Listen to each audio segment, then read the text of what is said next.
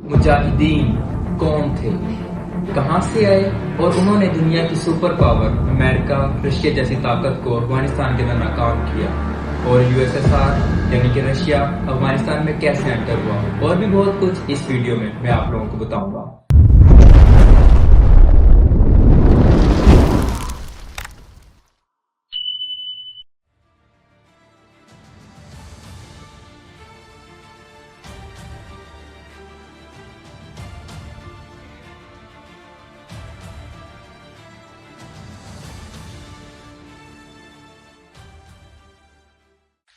अस्सलाम वालेकुम everyone, hope you having a great day today.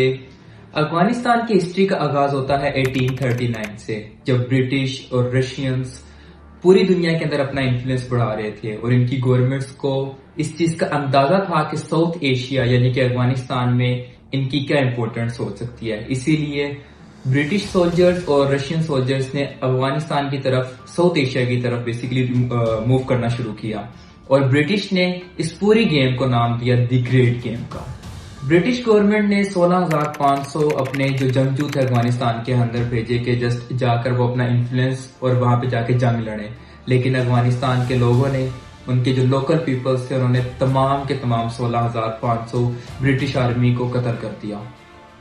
अब बात आती है 1933 की, जब अफगानिस्तान के अंदर लास्ट किंग ज़हीर शाह मौजूद थे। ये वो एरा था जिस एरा के अंदर अफगानिस्तान की सबसे स्टेबल गवर्नमेंट मानी जाती थी अब तक की हिस्ट्री के अंदर। 1964 के अंदर इन्होंने अफगानिस्तान के अंदर पार्लियामेंट्री सिस्टम, कोर्ट वाला सिस्टम बनाना शुरू कर दिया। जब पूरी दुनिया के अंदर डेमोक्रेसी का इन्फ्लुएंस बढ़ रहा था, पूरी दुनिया के अंदर डेमोक्रेसी फैल रही थी, तब ज़हीर शाह ने अपना किंग होने के साथ साथ एक प्राइम मिनिस्टर अनाउंस किया जिसका नाम था दाऊद खान। अब साल शुरू होता है 1973, जो कि ज़हीर खान की किस्मत में बहुत बुरा साबित होने वाला था। 1973 के अंदर ज़हीर खान बीमार होते हैं, वो अपना इलाज करवाने के लिए इटली चले जाते हैं। ये वो साल था जिस साल के अंदर दाऊद खान ने, जब ज़हीर खान इटली गए तो उनके हुकूमत का तख्ता पलट कर दिया। उनका इस हुकूमत का तख्ता पलट करने में उनकी पब्लिक, अफगानिस्तान की पब्लिक और अफगानिस्तान की आर्मी, मिलिट्री स्टैब्लिशमेंट शामिल थी। जब ज़हीर खान को उनकी हुकूमत का तख्ता पलटने की खबर उन तक मिली कि दाऊद खान ने उनकी हुकूमत का तख्ता पलट दिया, तो वो इटली में ही रह गए, सिर्फ इस डर की वजह से कि अगर वो वापस जाएंगे तो दाऊद खान उनका कत्ल कर देंगे। दाऊद खान का हुकूमत संभालने के बाद अफगानिस्तान के अंदर अफगानिस्तान के हालात और बिगड़ गए। वहाँ पे गुर्बत में इजाफा हो गया, अफरा तफरी का आलम हो गया पूरे मुल्क के अंदर। फिर यहाँ पे एक पार्टी ने जन्म लिया जो थी PDPA, people democratic party of Afghanistan. PDPA Afghanistan के लोगों की पार्टी थी जो कम्युनिस्ट कॉन्सेप्ट के लोग थे, मतलब ये USSR, रशिया की हिमायत याफ्ता पार्टी थी। और जब दाऊद खान को इस बात का इल्म हुआ कि PDPA उनकी हुकूमत के लिए खतरा बन रही है, तो उन्होंने उनके लीडर मीर अकबर खैबर को कत्ल करवा दिया। मीर अकबर खैबर के कत्ल के बाद अफगानिस्तान के अंदर बहुत ज्यादा अफरा तफरी फैल जाती है, और ये वही टाइम होता है जब PDPA को अफगानिस्तान की मिलिट्री स्टैब्लिशमेंट की सपोर्ट मिलती है, और वो 27 अप्रैल 1978 को दाऊद खान और उनकी फैमिली का कत्ल करवा देती है। दाऊद खान के कत्ल के फौरन बाद PDPA अफगानिस्तान के अंदर अपना कंट्रोल संभालती है, और ये वही लम्हा होता है जब USSR यानी कि रशिया अफगानिस्तान के अंदर अपना कंट्रोल संभालने की पहली सीढ़ी पर कदम रखता है।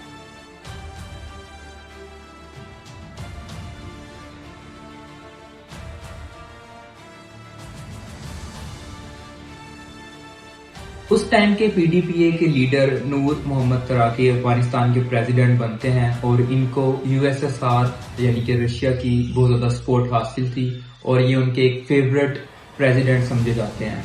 नूर मोहम्मद तराकी अफगानिस्तान के अंदर फीमेल राइट्स के बहुत ज्यादा हिमायत याफ्ता थे। उन्होंने फीमेल्स राइट, फीमेल्स जॉब्स और बहुत सारी जो औरतों के हकूक थे उन पर बहुत ज्यादा काम किया।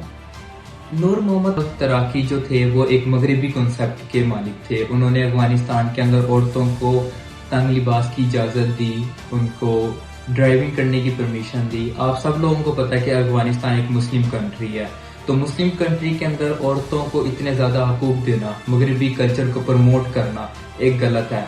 और अफगानिस्तान की आवाम, जितनी भी आवाम एक मुस्लिम कॉन्सेप्ट से थी, इस्लामिक कॉन्सेप्ट से थी, اور وہاں پہ اس طرح کے لوگوں کو یہ چیزیں پسند نہ آنے کی وجہ سے وہاں پہ کچھ گروپس جس میں طالبان کا گروپس تھا، کچھ اسٹوڈنٹس گروپس تھے، اس طرح کے چھوٹے چھوٹے گروپس نے قبائلوں سے جنم لیا کہ وہ نور محمد تراکی کے خلاف جنگ لڑیں گے۔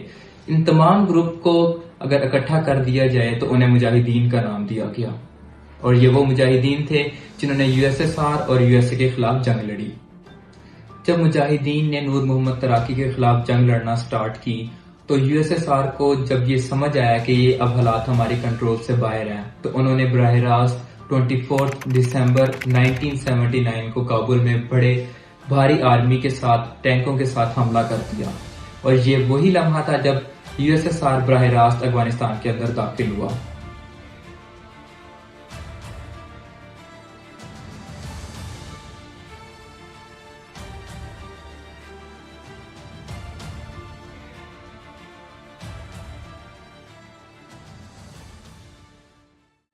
اور یہ تھی ہماری آج کی ڈسکشن۔ امید ہے میری ویڈیو آپ لوگوں کو بہت پسند آئی ہوگی۔ ملتے ہیں نیکسٹ ویڈیو میں، تب تک کے لیے اللہ حافظ۔